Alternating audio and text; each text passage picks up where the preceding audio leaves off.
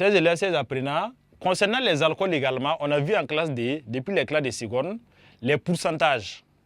Donc, les relations qui lient les pourcentages et les masses molaires dans une molécule. Donc, on peut appliquer également cela à un alcool.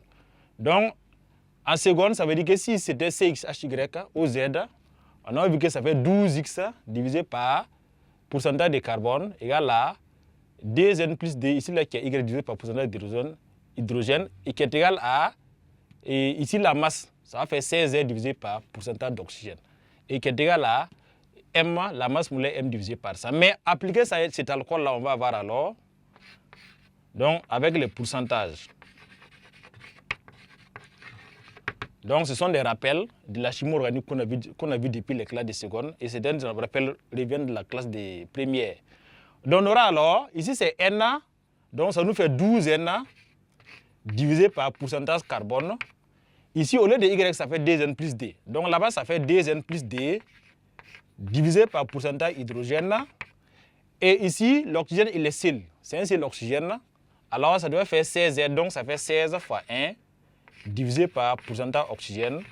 Et le tout est égal à masse molaire divisé par ça. Donc, si nous avons affaire à un alcool dont on a des informations sur le pourcentage en carbone, on peut facilement retrouver le nombre N si on a la masse molaire. Donc, cette relation qu'on vient de donner permet de retrouver les formules brutes d'un alcool donné. Et si les alcools, on va poursuivre maintenant pour étudier ce qu'on appelle les formules semi-développées. Les formules semi-développées, les alcools, on a dit qu'ils sont caractérisés par le groupe -OH. Donc, on va considérer un exemple d'alcool. Formule semi-développée.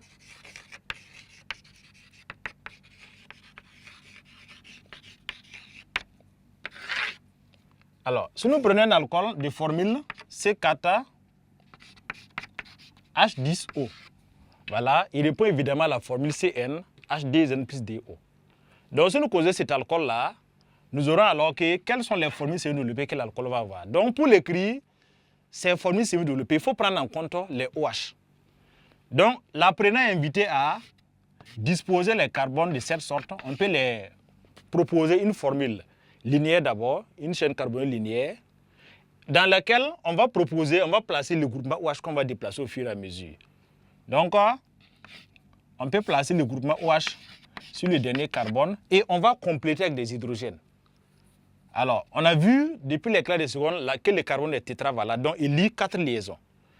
Il a déjà engagé une liaison ici, donc il lui reste 3 liaisons qui ne peuvent être occupées par des hydrogènes, puis c'est un seul oxygène qui est là-bas. Donc, on aura alors 3 hydrogènes pour compléter à 4. Ce carbone a engagé une liaison à gauche, une liaison à droite. Il ne peut prendre que 2 liaisons, donc 2 hydrogènes. Et lui également, c'est pareil, donc il prend 2 hydrogènes. Et le dernier carbone, il est lié à OH et il est lié au carbone qui est derrière. Donc, il peut prendre également 2 liaisons. Donc, voici une première formule semi-développée c'est l'alcool de formule brute C4H10O. Donc, pour les noms des alcools, on va se référer au nom des alcanes correspondants en remplaçant la terminaison al et an par ol. Donc, pour nommer un alcool, on va remplacer la terminaison et bon, ici je vais reprendre. Voilà. Donc, pour nommer un alcool, on va prendre la formule de l'alcane correspondant et on remplace la terminaison émière par ol, précédé de l'indice de position du groupe OH. Donc, on va proposer les formules semi-développées puis revenir au nom. Alors, secondo, on va reprendre encore la même formule, la même chaîne carbonique linéaire. Au lieu de mettre le OH à la fin, on va le déplacer, mettre sur ce carbone, l'avant-dernier carbone. Alors, donc nous plaçons OH ici. Donc, ça veut dire qu'on obtient notre formule semi-développée. Et on va compléter les hydrogènes. Ici, à l'extrémité, donc il prend 3 pour avoir 4. Ici aussi, il a une seule liaison, il prend 3. Celui-là, il a 2 liaisons, il prend 2 pour avoir 4. Et celui-là est lié à ces carbones, lié derrière à ces carbones, et il est lié à OH. Donc, il ne peut prendre qu'un autre hydrogène pour faire 4 liaisons. Donc, voilà ce qu'on peut avoir aussi là-bas.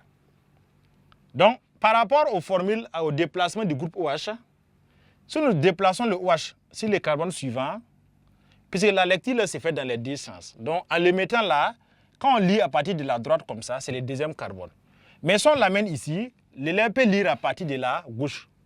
Et là, c'est toujours le deuxième carbone. On dit qu'on n'a pas changé de formule semi-développée. Donc, ça veut dire qu'on ne peut pas les placer ici. Si on vient placer OH également sur ces carbones-là, ça revient au premier que nous avons placé en haut. Puisque la lecture est possible dans les deux sens, donc dans ce sens, de la gauche vers la droite et de la droite vers la gauche, de sorte qu'on ait le plus petit numéro possible pour les carbones qui portent le groupe OH. Donc, on a épuisé les modèles linéaires. On va aller maintenant aux chaînes carbonées ramifiées. Là, on propose 4 carbones ramifiés. On met 3. En rappel, ramification, on ne ramifie pas sur les carbones qui sont au bord. La ramification doit se faire toujours sur les carbones qui sont au centre. Donc, voici, on a ramifié. Donc, on reprend encore. On va placer le groupe OH ici. Et puis, voir les hydrogènes que chaque carbone peut prendre. Lui, il a une liaison, il peut prendre 3. Il a une liaison, il peut prendre 3 hydrogènes pour avoir 4. Lui, il a déjà 1, 2, 3 liaisons. Donc, il ne peut prendre qu'un hydrogène pour avoir 4. Et lui, il a une seule liaison derrière. Et une liaison avec OH, ça fait déjà 2 liaisons. Il prend 2 hydrogènes. Et on reste toujours avec cette formule semi-développée. Mais cette fois-ci, au lieu de garder le OH à l'extrémité, là, on va les déplacer sur les carbones centrales. Donc, on vient mettre OH ici. Voilà. Donc, c'est la même chaîne carbonée, seulement que le OH a changé de position. On dit que les deux sont ce qu'on appelle des isomères de chaîne. Donc, c'est le groupe OH qui était là et qui est revenu sur un autre carbone. Donc là aussi, on va compter les hydrogènes. H3, H3, H3. Donc, et les carbones qui sont au milieu, on voit qu'il a engagé 1, 2, 3 liaisons. Et puis avec OH, donc il a engagé les 4 liaisons. Donc, il ne peut plus prendre encore. Donc, voici comment présenter les formules semi-développées de ces alcools-là. Donc, l'élève est invité à d'abord utiliser les formes linéaires en déplaçant le groupe OH. Et s'il est épuisé, il passe aux formes ramifiées en déplaçant encore le groupe OH. Donc, ça permet d'obtenir évidemment des formules semi-développées qui sont tous différents les uns des autres. Et à partir d'ici, comment nommer les alcools maintenant? Comment nommer ces alcools?